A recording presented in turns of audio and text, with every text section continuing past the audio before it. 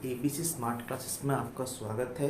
आज हम Indian economics का चैप्टर नंबर 2 का चौथा पार्ट कर रहे हैं, जिसका छठा पॉइंट है 1991 तक नियोजन के अंतर्गत अपनाई जाने वाली आर्थिक नीति। बेटा, आपको पता है कि हमारे देश में जब पंचवर्षीय योजना शुरू हुई थी, उसको दो भागों बांट दिया। एक 1991 तक, मतलब आज़ादी से लेकर 91 तक, और 91 के बाद 2000 जो आप 20 या 21 चल रहा है वहाँ तक। एक्चुअली क्या है कि 1991 पे हमने नई आर्थिक नीति का उपयोग किया था, क्योंकि जो ये पंचवर्षीय योजना आपकी 1991 में थी, उसमें कुछ कमियां रह गई थी। वो हम आने वाले चैप्टर में पढ़ेंगे और बहुत इंपॉर्टेंट चैप्टर है। बट यहाँ पे पॉइंट ये आ रहा है कि 1991 तक नियोजन के अंतर्गत अपनाई गई जो नीति थी, उसमें क्या क्या विशेषता थी। तो बेटा, सबसे पहली विशेषता ये थी कि हमने सार्वजनिक क्षेत्र पर बहुत भरोसा किया था। मतलब ये नहीं कह रहे कि हम वहाँ पे निजी क्षेत्र में थे या मिश्र क्षेत्र में थे। 1950 से नहीं, दूसरी जो पंचवर्षीय योजना आई थी, उस पर हमने उद्योग पर बहुत ज़्यादा बल दिया था। और उद्योग पर बल देने के लिए हमने उसे 3 क्षेत्र बांट दिया था। पहला क्षेत्र था सार्वजनिक क्षेत्र, दूसरा क्षेत्र था निजी क्षेत्र, और तीसरा जो क्षेत्र था वो था मिश्रित क्षेत्र। तो हमने वहाँ पर सार्वजनिक क्षेत्र पर कुछ ज़्यादा ही भरोसा किया था। हमने जितने भी आधारभूत जो बिजनेस थे या व्यापार थे या उद्योग थे, वो सार्वजनिक क्षेत्र के अंतर्गत ही हमने रखे। बाकी निजी क्षेत्रों को हमने वहाँ पे रिस्ट्रिक्शन लगा दिया, उन्हें लाइसेंस और परमिट के अंदर बांध के रख दिया, क्योंकि हम चाह रहे थे कि जितने भी काम हो वो सार्वजनिक क्षेत्र में हो, ताकि निजी क्षेत्र हमारा कोई शोषण ना कर सके। ठीक है, तो ये तो इसकी पहली विशेषता थी कि सार्वजनिक क्षेत्र पर भरोसा किया गया था। लिखा हुआ है 1991 से पहले आर्थिक नीति सार्वजनिक क्षेत्र पर अधिक भरोसा करती थी। इसलिए 1956 की औद्योगिक नीति में सार्वजनिक क्षेत्र के लिए 17 उद्योग सुरक्षित रखे गए थे, जबकि निजी क्षेत्र के लिए केवल 12 उद्योग थे। मतलब हमने सार्वजनिक क्षेत्र को 17 उद्योग दिए गए, और जो निजी क्षेत्र थे उसके लिए हमने सिर्फ 12 ही उद्योगों को सुरक्षित रखा था। तो हमारा जो महत्व था वो सार्वजनिक क्षेत्र पर नियंत्रण था, यानी कि उस पर भरोसा कुछ ज़्यादा था। दूसरी विशेषता ये थी कि निजी क्षेत्र का जो विकास था उसे नियंत्रित कर दिया गया था। आप कहोगे निजी क्षेत्र का विकास नियंत्रित, पर निजी क्षेत्र को वहाँ पे बहुत सारी रिस्ट्रिक्शन यानी कि प्रतिबंध लगा दिए, उसे नियंत्रित कर दिया गया। मतलब अगर आप निजी क्षेत्र में काम करना चाहते हो तो उसके लिए बहुत सारी पाबंदी लगा दी। आपको लाइसेंस लेना पड़ेगा, परमिट लेना पड़ेगा, कोटा रखना पड़ेगा। आपको हर काम के लिए सरकार से परमिशन लेनी पड़ती थी। जैसे कि आपको अपने उद्योग को बढ़ाना है तो परमिशन लेनी है, आपको अपना उद्योग चेंज करना तो आपको परमिशन लेनी पड़ेगी या लाइसेंस लेना पड़ेगा। एक उद्योग को कहीं दूसरी जगह पे लगाना है, मतलब एक बिजनेस को दूसरी जगह जाकर लगाना, तो भी आपको परमिशन लेनी पड़ेगी। मतलब हर जगह से उस पर रिस्ट्रिक्शन यानी कि पाबंदियाँ लगा दी गई, ताकि निजी क्षेत्र जो है वो अनियंत्रित विकास ना कर सके, वह शोषण ना कर सके जनता का या लोगों का। इसलिए उस पर बहुत सारी पाबंदियाँ लगा दी गई थी। ठीक है, ये इसकी ओके बेटा। तीसरी इसकी विशेषता थी कि छोटे पैमाने के उद्योगों का संरक्षण दे रही थी, और जो बड़े पैमाने के उद्योग थे उसको नियमन किया गया था। मतलब छोटे पैमाने के जो उद्योग थे उसको हम संरक्षण दे रहे थे, कुटीर उद्योग वगैरह वगैरह, और जो बड़े पैमाने के उद्योग थे उस पर हमने नियम लगा दिए, परमिट लगा दिए, लाइसेंस लगा दी। ये उस समय की विशेषता थी। इसमें क्या हो रहा था कि बहुत सारे एक्ट लगा दिए गए, बड़े पैमाने पर लाइसेंस लेना पड़ेगा, परमिट लेना पड़ेगा, बहुत सारे कानून वगैरह पास कर दिए।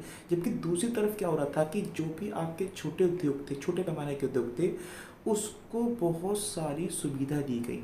मतलब उसको सब्सिडी दी गई, ग्रांट दी गई, उनको जो कंपटीशन था उससे भी सुरक्षित रखा गया।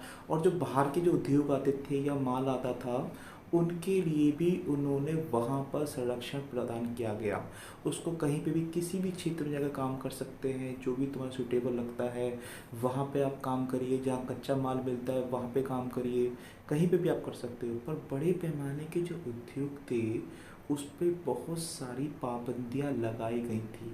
वो अपना व्यापार मनमर्जी नहीं कर सकते थे, उनको हर चीज़ के लिए परमिशन लेनी पड़ती थी, क्योंकि वो भारत देश चाहता था कि जो छोटे व्यापार है उससे रोजगार को बढ़ावा हो और उनका शोषण ना हो, और जो बड़े व्यापार है वो तो बड़े थे, वो तो नियम कानून से ही चल सकते हैं। इसलिए यहाँ लिखा है कि बड़े पैमाने के जो उद्योग थे उस पर कई तरह के अधिनियम लगाए गए, विशेषकर MRTP, एकाधिकारी तथा प्रतिबंधात्मक व्यापार व्यवहार अधिनियम, ठीक है, दोबारा नियमन किया गया। और दूसरी तरफ क्या था, छोटे जो व्यापार के थे, छोटे पैमाने के व्यापार थे, उन्हें प्रतियोगिता से संरक्षित किया गया था, और कई क्षेत्रों में न केवल छोटे पैमाने के उद्योग को ही आरक्षित कर दिया। मतलब कुछ ऐसे उद्योग थे जो कह दिए गए कि ये सिर्फ और सिर्फ छोटे पैमाने के उद्योग ही करेंगे, बाकी कोई और ये उद्योग नहीं चलाएगा। चौथा पॉइंट है सामरिक महत्व।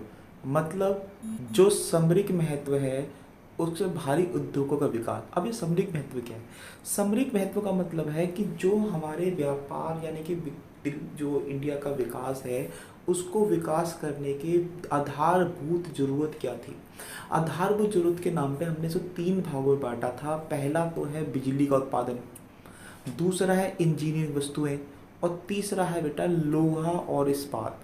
इन तीनों को सामरिक महत्व वाला हमने भारी उद्योग कहा था, क्योंकि इन तीनों की मदद से ही देश में विकास होना संभव है।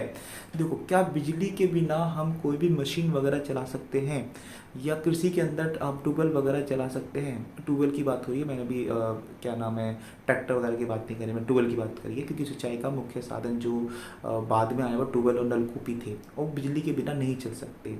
फिर है इंजीनियरिंग वस्तुएं। अब इंजीनियरिंग वस्तु दो क्या है भाई?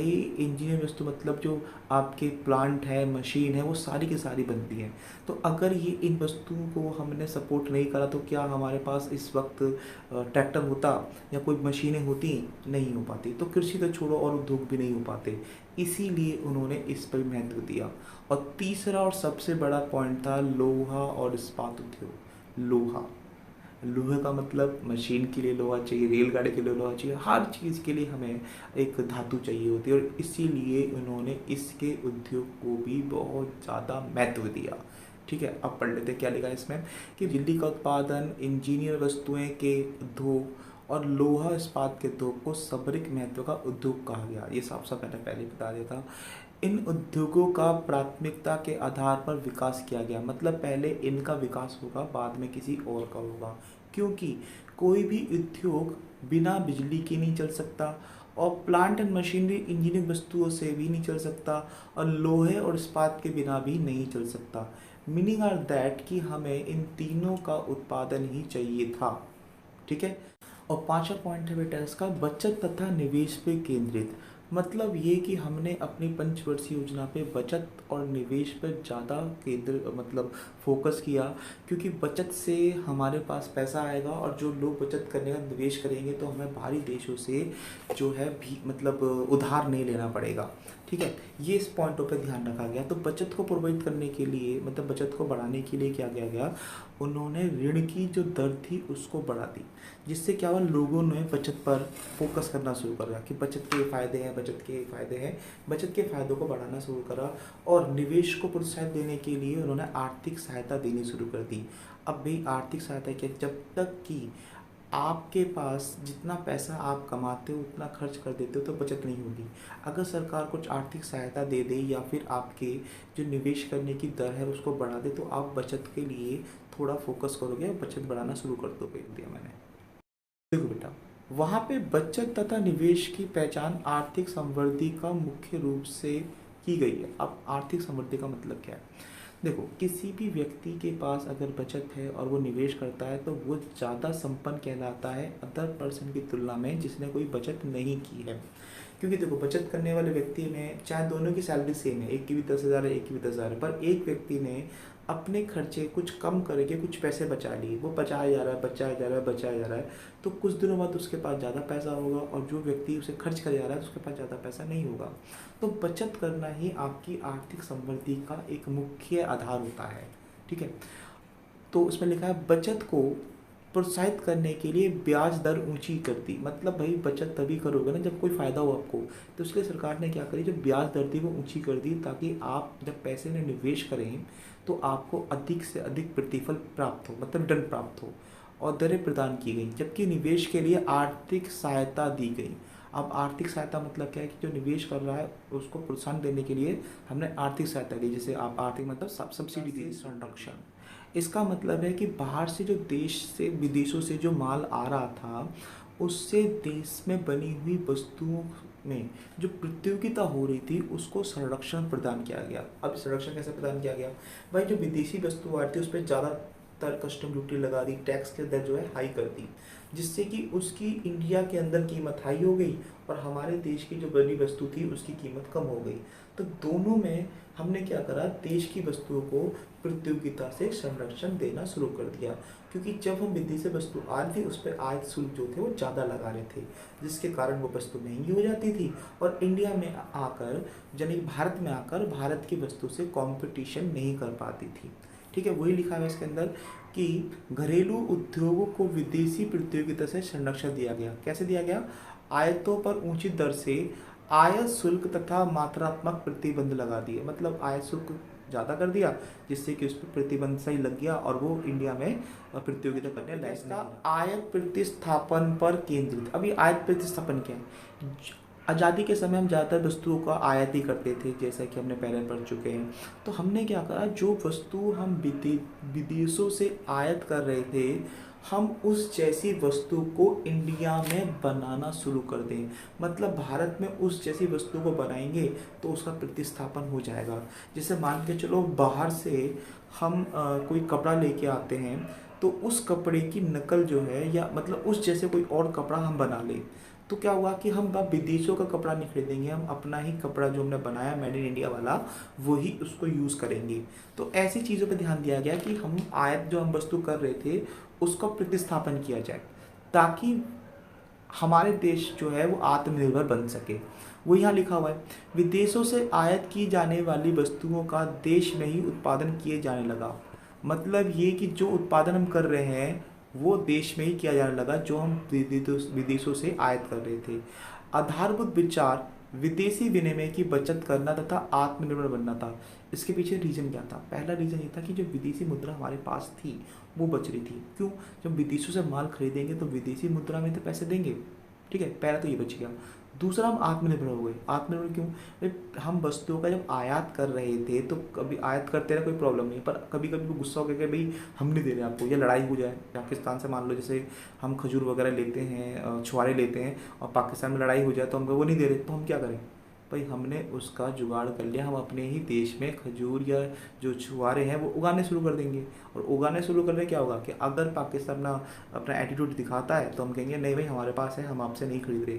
इसलिए उसको आत्मनिर्भर भी विदेशी पूंजी पर प्रतिबंध, ये वाला पॉइंट बहुत ज़्यादा इम्पोर्टेंट है कि विदेशी पूंजी पर प्रतिबंध, जिसको हम विदेशी पूंजी जो है भारत में वो नहीं निवेश कर सकते थे, जिसको हम एफडीआई बोलते हैं, फॉरेन डायरेक्ट इन्वेस्टमेंट, उस पर पूर्ण रूप से प्रतिबंध था।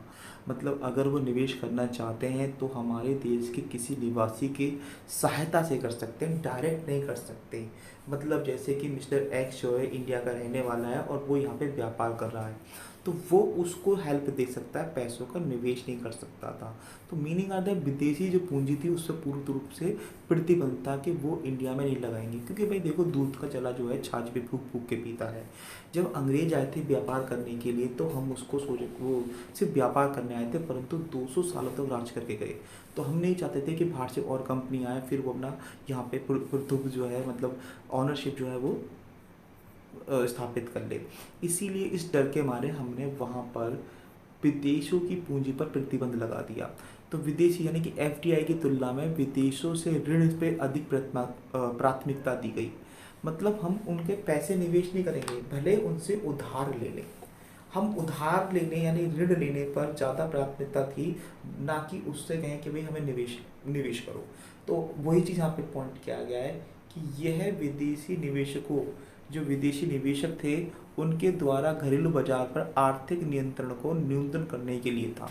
मतलब ये नहीं कि विदेशी निवेश करेंगे तो फिर दोबारा से हमारे बाजार पर नियंत्रण कर लेंगे।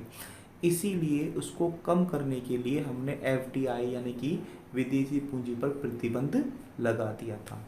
ठीक है, तो ये इसके 8 पॉइंट थे और ये थोड़े लेंथी हो जाते हैं और इम्पॉर्टेंट भी है। तो मैंने इसके लिए लमसम आपको देखा होगा, अगर आप देखा होगा आपको समझ में आ गया होगा। अगर आपको ये वीडियो समझ आई है प्लीज़ इसको लाइक करें, अपने दोस्त का शेयर भी करें, और पहली बार अगर मेरे चैनल पे आए तो इसको सब्सक्राइब करना ना भूलें, बेल आइकन दबा दें ताकि हम आने वाली जो भी आपको वीडियो है वो आपको उसकी सूचना जो है या नोटिफिकेशन जो है वो सबसे पहले प्राप्त हो जाए। ठीक है, अगला टॉपिक मिलेगा नेक्स्ट वीडियो पे, जब तक की बाय।